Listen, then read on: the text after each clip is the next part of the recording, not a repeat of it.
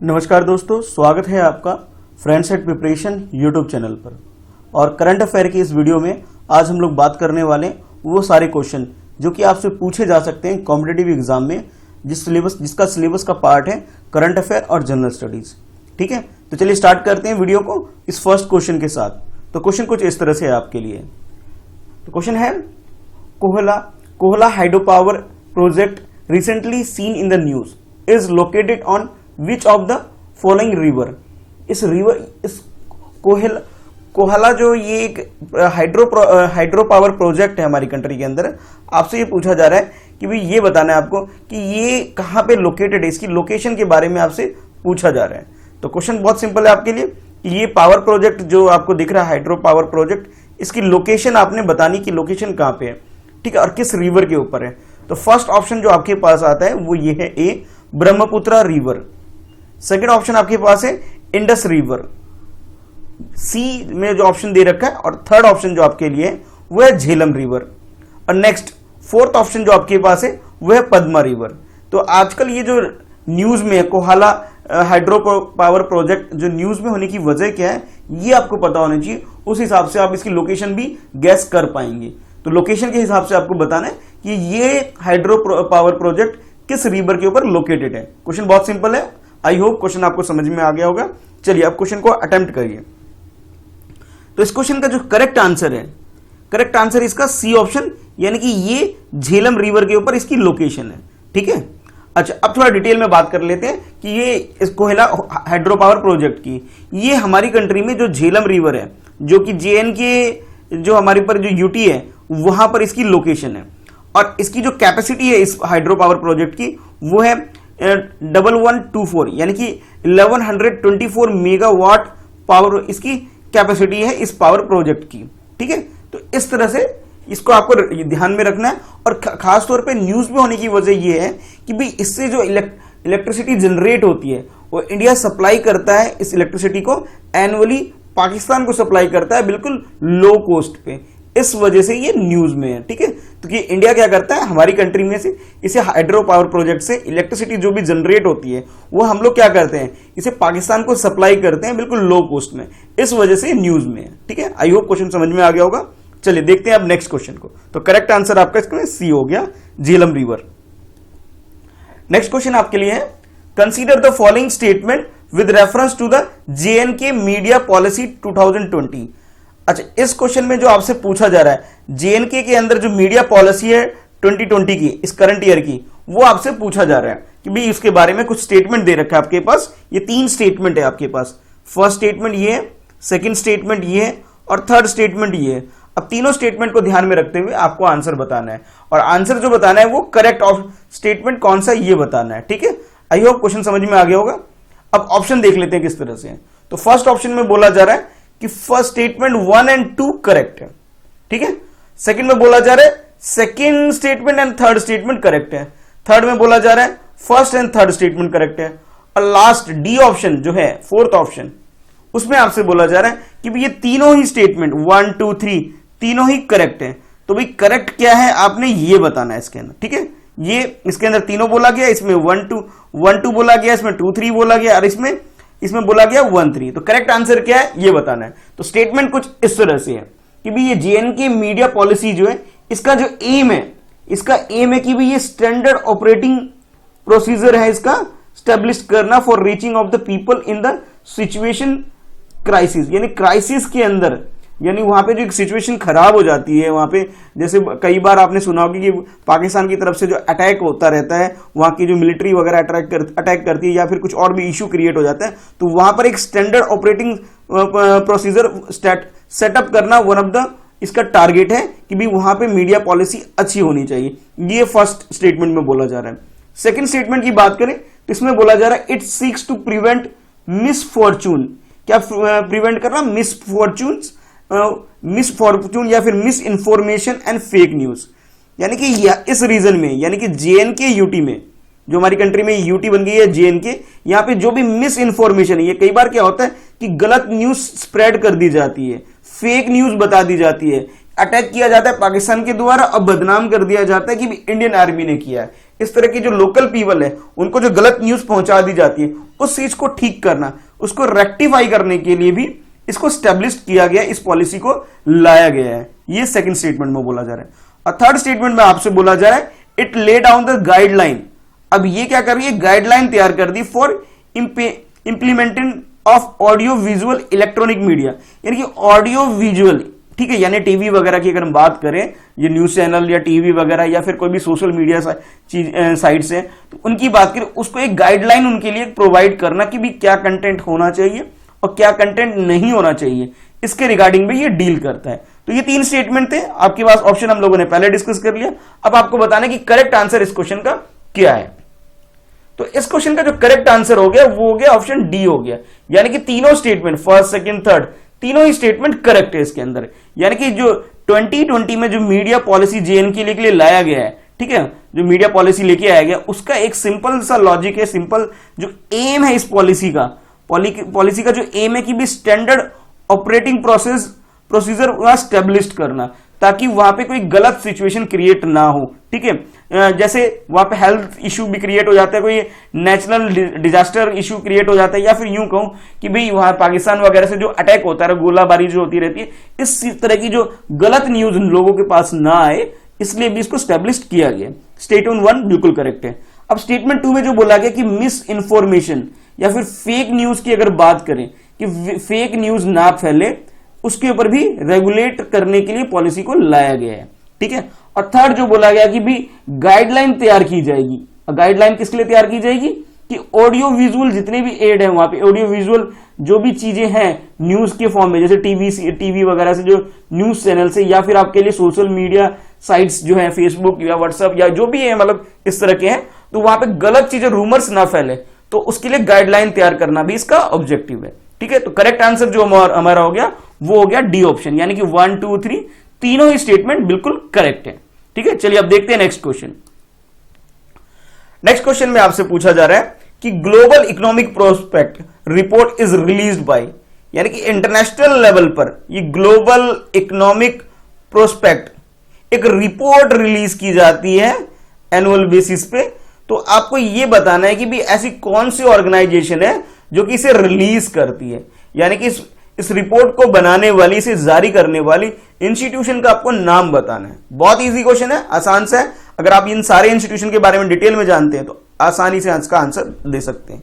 तो first option आपके पास है वर्ल्ड बैंक, कि वर्ल्ड बैंक ऐसा काम करती है, ए ऑप्शन में बोला गया। बी में बोला गया कि WTO यानी कि वर्ल्ड ट्रेड ऑर्गेनाइजेशन, ये काम करती है, ठीक है। नेक्स्ट सी में बोला जा रहा है कि इंटरनेशनल मॉनेटरी फंड, जिसे शॉर्ट में बोल दिया जाता है IMF, ठीक है, IMF ये काम करती है, ये थर्ड ऑप्शन बोला जा रहा है।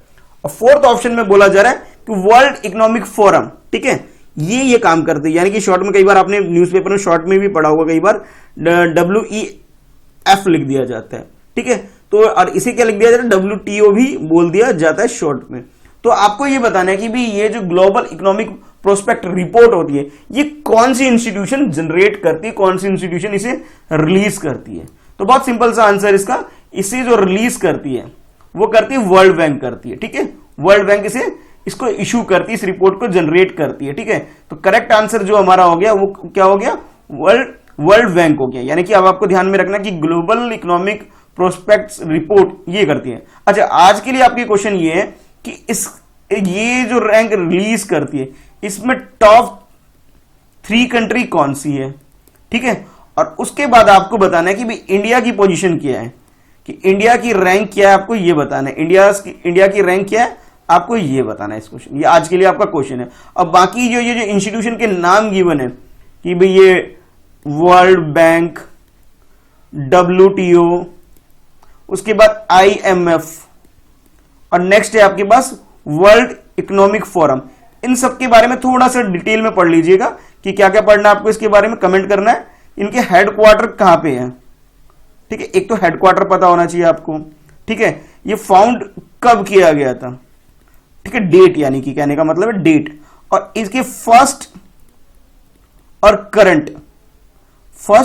करंट इसके हेड या चेयरमैन, जो भी कहें, हेड या फिर चेयरमैन कौन है, आपको ये बताना है। तो आज के लिए थोड़ा सा होमवर्क है आपके लिए कि इन सब चीजों के बारे में आपको डिटेल में पता होना चाहिए, क्योंकि ये सारे जो इंस्टीट्यूशन है काफी इंपॉर्टेंट है, इनसे रिलेटेड एक क्वेश्चन तो 100% आएगा। ये मान के चलिए आप किसी भी एग्जाम की तैयारी करते हो तो आपको इन सब के बारे में जरूर पता होना चाहिए। आप यूपीएससी की बात करें या फिर एसएससी की बात करें या फिर कोई भी एग्जाम, हर एग्जाम के लिए क्वेश्चन काफी इंपॉर्टेंट हो जाता है आपके लिए कि आपको इंटरनेशनल ऑर्गेनाइजेशन के बारे में पता होना चाहिए।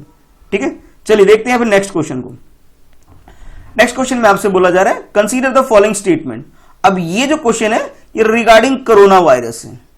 ठीक है, जैसा कि आप देख पा रहे हैं और आपको पता ही है कि आजकल ये काफी न्यूज में बना हुआ है, काफी टाइम से महामारी एक एपिडेमिक बनी हुई है, सिचुएशन बहुत खराब हो रखी है, इस वजह से ये इससे रिलेटेड क्वेश्चन बनना काफी नॉर्मल है कि पूछा ही पूछा जा सकता है। और कैसे पूछा जाएगा ये गैस करना थोड़ा मुश्किल है, इसलिए हमें इसके बैकग्राउंड में सब कुछ पता होना चाहिए।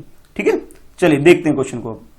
तो फर्स्ट इस क्वेश्चन के अंदर जो स्टेटमेंट है, तो पहले स्टेटमेंट देख लेते हैं, उसके बाद नीचे देख लेंगे क्या पूछा जा रहा है आपसे। नॉट करेक्ट क्या हमें ये बताना है।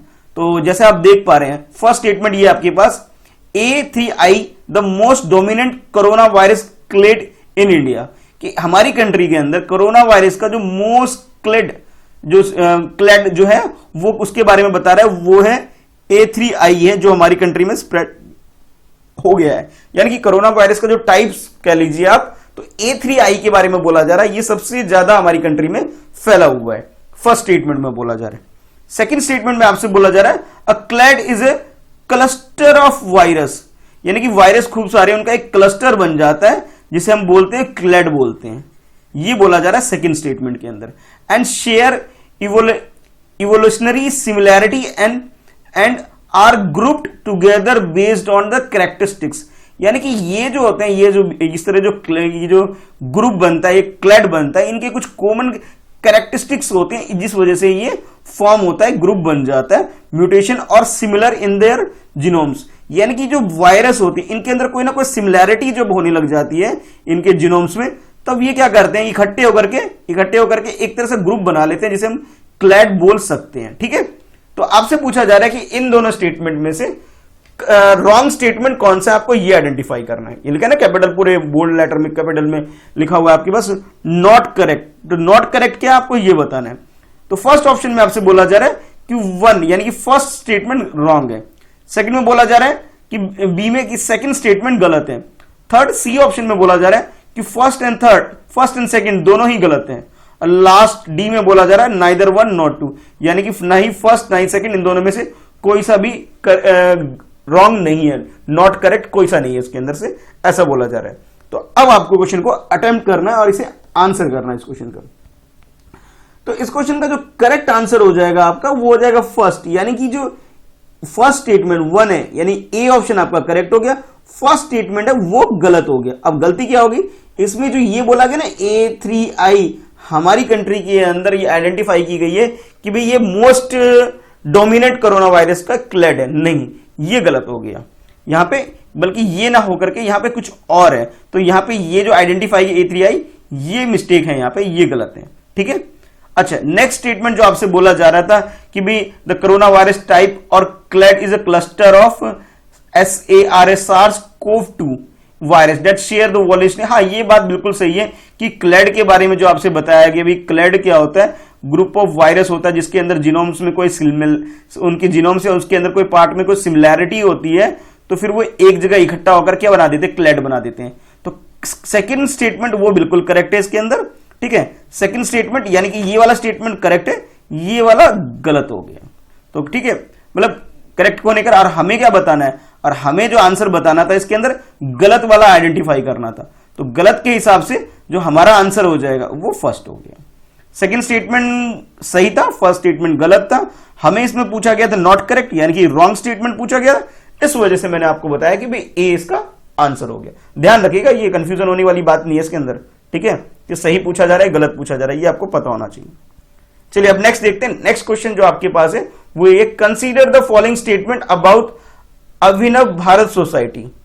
ये इंपॉर्टेंट क्वेश्चन है इसलिए इसको थोड़ा रिपीट किया जा रहा है। ठीक है, तो इसका ध्यान रखिएगा कि अभिनव भारत सोसाइटी के बारे में आपको बताना है। तो आपके पास ये 2 स्टेटमेंट है, ये फर्स्ट स्टेटमेंट है, सेकंड स्टेटमेंट है। ठीक है, और नीचे पूछा जा रहा है आपसे कि करेक्ट स्टेटमेंट क्या है, आपने ये बताना है।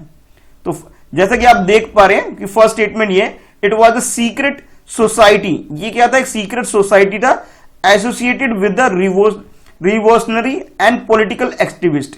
यानी कि हमारी कंट्री में जो फ्रीडम फाइटर्स थे, जब हमारे देश को आजादी दिला रहे थे, फ्रीडम मूवमेंट चल रहा था, तो ये एक तरह से ग्रुप फॉर्म की गई थी, ठीक है, एक सीक्रेट सोसाइटी एसोसिएट की गई थी, तो उसका नाम बताया जा रहा है कि ये अभिनव भारत सोसाइटी है, फर्स्ट ऑप्शन में।